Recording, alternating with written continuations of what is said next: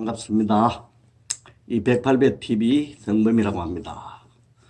오늘은 백유경 이야기 20번째 시간 어리석은 왕의 행포에 대해서 말씀드리겠습니다. 옛날 어떤 사람이 왕의 허물을 말했습니다. 왕은 매우 포악하여 정치를 법도에 맞지 않게 한다.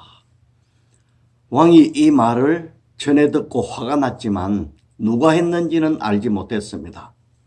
그때 옆에 있던 한 간신의 말만 믿고 어진 신하를 잡아다가 그의 등에서 백냥의 살을 떼어냈습니다.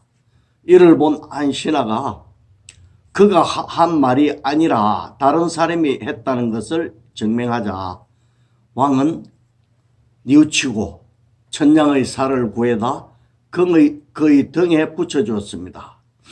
밤중이 되어서 그 어진 신하가 큰 소리로 신음하며 괴로워하자 왕이 물었습니다. 왜 그토록 괴로워하는가?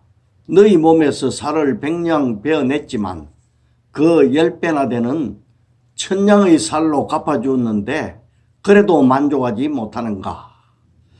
옆에 있던 사람이 대답했습니다.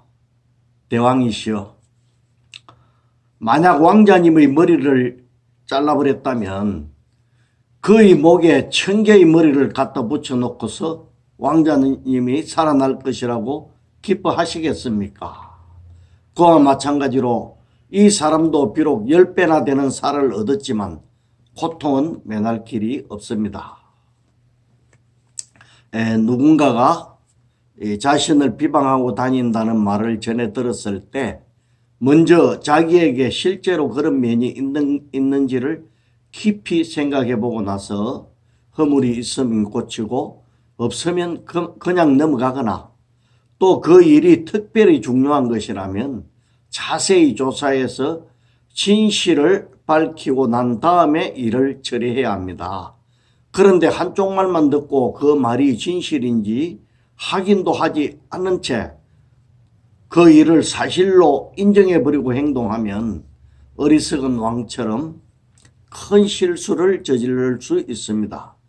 그러면 피해를 당하는 사람의 마음은 어떠하겠습니까? 아마 억울하고 분해서 다시는 그와 함께 일하고 싶지 않을 것이고 또 아니면 복수하려고 뒤에서 칼을 갈게 될지도 모릅니다. 만약 이 사람이 뛰어난 인재라면 그 손실은 더욱 클 것입니다. 대체적으로 이 아첨을 잘하는 사람들은 유능한 사람에게 흠집을 만들어 쫓아내려고 합니다. 왜냐하면 그들을 제거해야 자신이 출세하기 쉽기 때문입니다. 그래서 근거 없는 비난을 받아 화가 날 때 옆에서 누군가가 저 사람이 그랬습니다라고 고자질을 하더라도 그를 범인이라고 바로 단정하지 말고 여러 가지 방법으로 사실을 확인해 보아야 합니다. 왜냐하면 훌륭한 사람일수록 남의 모함을 받을 가능성이 높기 때문입니다. 훌륭한 사람을 놓쳐서는 안 되잖아요. 만약 남의 모함으로 벌을 받은 사람이 다른 사람의 증언으로 잘못이 없다고 밝혀져서 보상을 해주더라도 이미 상처받은 몸과 마음이 예전으로 되돌아갈 수는 없습니다. 이 이야기에서는 백냥의 살을 빼어내고 천냥의 살로 붙여서 기워주더라도 더욱 아플 뿐 한 번 입은 상처는 완전히 치유하기는 불가능함을 말하고 있습니다. 그래서 다시 한번 강조하지만 남을 판단할 때는 신중에 신중을 기해야 합니다. 결코 감정이 개입되거나 자신의 생각에 의존해서는 안 됩니다. 객관적 진실을 찾기 위해서는 감정과 친분관계 그리고 선입감을 버리고 차분하고 고요한 마음 상태를 유지해야 합니다. 그래야 나라와 사회 그리고 회사 아니면 가정을 잘 다스릴 수가 있습니다. 그리고 만약 누군가에게 자신 아닌 남을 비방하는 말을 들었을 때도 마찬가지로 그 말한 사람의 말만 믿고 행동하다가는 큰 실수를 저지를 수 있습니다. 그것은 아무 잘못도 없는 사람을 남의 말만 듣고 나쁜 사람으로 점을 찍고 죄인으로 취급하는 실수입니다. 예를 들어 나에게 도움을 줄 수 있는 유능한 사람을 이간질하는 소리에 넘어가 그를 나쁜 사람으로 몰아버리면 그 사람은 내게서 떠나가게 됩니다. 그야말로 굴러 들어온 복을 차버리는 어리석은 행동을 한 것입니다. 앞에서 말씀드렸지만 뛰어날수록 남에게 공격당할 가능성이 높습니다. 하지만 평범한 사람을 비난하는 경우는 그렇게 많지 않습니다. 그래서 비방하는 말을 들으면 그 말을 믿지 말고 잘 살펴보아야 합니다. 그리고 남을 비방하여 내쫓게끔 만든 사람을 가까이 하고 그의 말을 듣고 이런다면 언제 큰 손해를 볼지 모릅니다. 자신의 이익을 위해 남을 몰아낸 사람은 또 자기에게 이익되는 일이 생기면 가차없이 나를 내치거나 아니면 나를 떠나버리기 때문입니다. 대체적으로 보면 남의 비방을 자주 하는 사람들 중에 좋은 사람은 아주 드뭅니다. 아니 없다고 보는 것이 좋습니다. 남을 비방하는 습성을 가진 사람은 내 앞에서는 남을 욕하지만 다른 곳에서는 나를 욕할 것입니다. 그래서 항상 남을 비방하는 사람은 되도록이면 멀리하는 것이 좋습니다. 자주 가까이 하면 자신의 허물이 잡히기 때문입니다.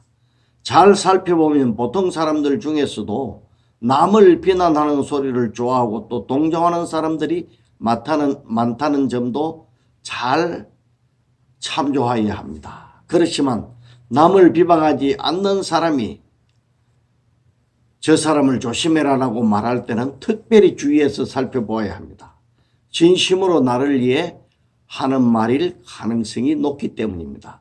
비록 그 사람의 말이 자신의 마음에 들지 않더라도 무시하지 말고 천천히 돌아보아야 합니다. 그리고 화가 나면 바른 판단을 내리기 어렵기 때문에 평정한 마음을 될 때까지 유보하고 판단을 유보하고 기다리는 것이 좋습니다. 반대로 남을 늘 비난하는 사람의 말은 한쪽 귀로 듣고 한쪽 귀로 흘려버려도 괜찮습니다. 마음이 삐뚤어진 사람에게는 모든 것이 다 나쁘게 보이기 때문에 그런 사람은 항상 부정적인 이야기만 할 것입니다. 하지만 더 큰 문제는 이 사람이 남을 비방하면서도 자신이 잘못된 줄 모르고 혹은 자기가 옳은 말을 하고 있다고 착각하고 있다는 점입니다. 그래서 그는 남을 향해서 비방하는 것도 자신 있게 비방하는 것입니다. 그런데 이런 사람의 말만 듣고 판단을 내린다면 평생 동안 얼마나 많은 잘못을 저지르겠습니까? 생각만 해도 아찔한 일입니다. 남을 비방을 자주 하는 사람을 가까이 하지 마십시오. 이 이야기 속의 어리석은 왕은 자신을 비난하는 말을 전해 듣고 화가 나 있었기 때문에 이미 판단력이 흐려진 상태입니다. 이 틈을 노려 가난하는 간신의 말 한마디에 사실을 조사해 보지도 않고 어진 신하를 불러서 벌부터 주는 아주 감정적인 대응을 왕이 한 것입니다. 이렇게 왕의 결정이 잘못되면 죄 없는 사람의 목숨도 쉽게 날아갈 수 있습니다. 그런데 이 왕은 남의 입장을 아랑곳하지 않고 자신의 감정에 따라 일을 판단하고 또 처리했습니다.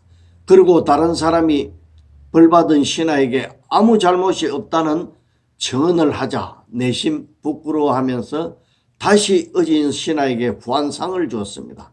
하지만 깨어진 그릇은 다시 되돌릴 수 없습니다. 남자의 말 한마디는 천금보다 무거워야 한다는 옛사람의 말씀이 있습니다. 이 말에는 남자는 바른 말 이해는 하지 않으며 자신이 한 말은 반드시 스스로 책임져야 한다는 교훈도 들어 있습니다. 그런데 이 왕은 말과 행동이 너무 가벼웠습니다. 간신의 말 한마디에 아무런 의심 없이 어진 신하에게 벌을 내린다면 다른 신하들 또한 바른 말을 하지 못하게 됩니다. 그리고 어질고 현명한 신하들은 그 왕의 곁을 떠나게 될 것입니다. 왕이 순간적인 감정으로 상벌을 내리기 때문에 곁에 있다가 어떤 봉변을 당할지 모르기 때문입니다. 하지만 왕의 이런 점을 이용하는 자들이 있습니다. 바로 자신의 출세를 위해 왕이 듣기 좋아하는 말만 골라 하는 아청꾼들입니다. 간신의 모함으로 아무런 이유 없이 살점을 100냥이나 떼어내는 벌을 받은 신하에게 죄가 없음이 밝혀지자 다시 남의 살을 1000냥이나 갖다 붙여준다 해도 이 신의 괴로움은 더 커질 수밖에 없습니다. 이렇게 신음하는 신하에게 왕은 또 가벼운 말을 합니다. 왜 괴로워하는가? 너희 살을 100냥 떼어냈지만 1000냥이나 보태서 붙어주었는데 그래도 만족하지 못하는가? 라고 말입니다. 사실 몸이나 마음에 큰 상처를 입으면 많은 재물로 보상해도 회복이 불가능한 경우가 많습니다. 예를 들어 불구가 되었거나 정신적으로 큰 충격을 받아 정신에 이상이 생긴 경우 등입니다. 이렇게 회복 불가능한 남의 고통을 이해하지 못하는 왕에게는 자기 이외에 다른 사람은 마음대로 해도 된다는 편협한 사고가 있습니다. 이것은 무지에서 오는 폭력입니다. 그런데 왕은 자신의 순간적인 판단이 남에게 큰 피해를 줄 수 있다는 사실을 전혀 모르는 어리석은 사람입니다. 여기에 대해서 부처님은 모르고 지은 죄가 더 크다. 이는 마치 뜨거운 화로를 만질 적에 뜨거운 줄 아는 사람은 조심하기 때문에 화상을 적게 입지만 모르는 사람은 덥석 잡아서 큰 화상을 입는 것과 같다라고 비유를 들어 말씀하신 것을 의거해 보면 참 좋을 것 같습니다. 이 말씀에 의거해서 우리는 자신의 행위를 돌아보아야 합니다. 자신이 무심코 던진 말 한마디가 남에게 상처가 되지 않는가를 말입니다. 만약 상대방의 마음에 상처를 주었다면 그들은 나를 피하려 하든지 아니면 남을 통해서 불만이 내 귀에 들어올 것입니다. 이럴 때는 시간을 두고 자신을 살펴서 자신의 허물을 알아내야 합니다. 자신도 모르는 사이에 자기가 한 말이 상대방에게 상처를 주는 행위는 나를 불행으로 인도하기 때문입니다. 예전에 저도 내 생각과 다른 말을 들으면 즉석에서 그의 주장을 되받아쳐서 꺾어버린 적이 많습니다. 그러면 그 사람의 마음에 상처를 입게 됩니다. 그런데 그 사실을 모른 채 저는 오랜 세월을 살아갔습니다. 그런데 어느 날 친구 한 명이 너는 누구에게나 꼭 그런 식으로 말한다. 상대방의 말이 너의 생각과 다르다고 해서 그렇게 강하게 꺾어버리면 누가 너를 좋아하겠나. 이렇게 말했습니다. 이 친구의 말대로 사실 저에게는 어릴 적부터 친구가 별로 없었습니다. 그게 어디 남의 잘못이겠습니까? 저희 잘못된 말버릇 때문에 온 것이 아니겠습니까? 물론 지금도 말을 잘하는 것은 아니지만 혹시 제가 하는 말이 남에게 상처를 주고 있지 않는지 하고 한 번씩 돌아보고 있습니다. 이미 습관이 되어 있으면 자신의 잘못을 스스로 포착하기는 어렵기 때문에 자신의 말이 지나친 듯이 느껴질 때는 상대방의 반응을 살펴보는 것이 좋습니다. 이렇게 상황을 살펴보는 것도 깨어있는 마음에서 가능할 것입니다. 그럼 행복하시길 빌면서 오늘은 이만 마치겠습니다.